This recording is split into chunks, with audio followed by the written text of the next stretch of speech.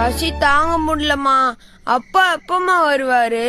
இவ்ளோ நேரம் ஆச்சு, இன்னும் அவரை காணுமே. பசங்க பாவம் பசியால வாடிட்டு இருக்காங்க.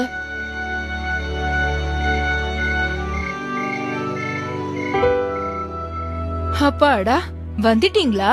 நீங்க சாப்பாடோட வருவீங்கன்னு பசங்க ரொம்ப நேரமா எதிர்பார்த்து காத்துட்டு இருந்தாங்க. ஒரு நிமிஷம் இருங்க, அவங்க தூங்கட்டும். ஆமா, தேன் குடுவை எங்க? தேன் எடுத்துட்டு வரேன் தானே போனீங்க, கிடைக்கலையா? எனக்கு நிறைய உணவு கிடைச்சது.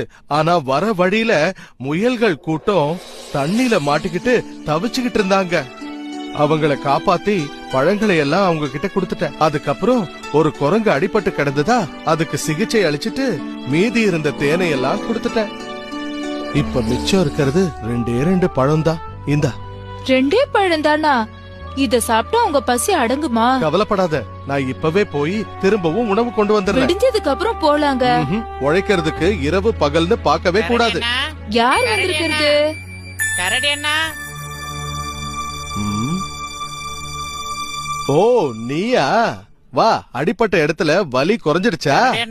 உங்களை பாக்குறதுக்காக எங்க சொந்தக்காரங்களோட வந்திருக்கேன். கரடியாரே, ரொம்ப நன்றி. இவர் எங்களோட இளவரசர். இவரை காப்பாத்தின உங்களுக்கு நன்றி சொல்லதான் உங்களை தேடி வந்தோம். பிரதிபலன் எதிர்பார்க்காம நீங்க செஞ்ச உதவிக்கு நன்றி சொல்லும் விதமா உங்களுக்கு பரிசுகள் கொண்டு வந்திருக்கோம். தயவு செஞ்சு ஏத்துக்குங்க. ரொம்ப சந்தோஷம்.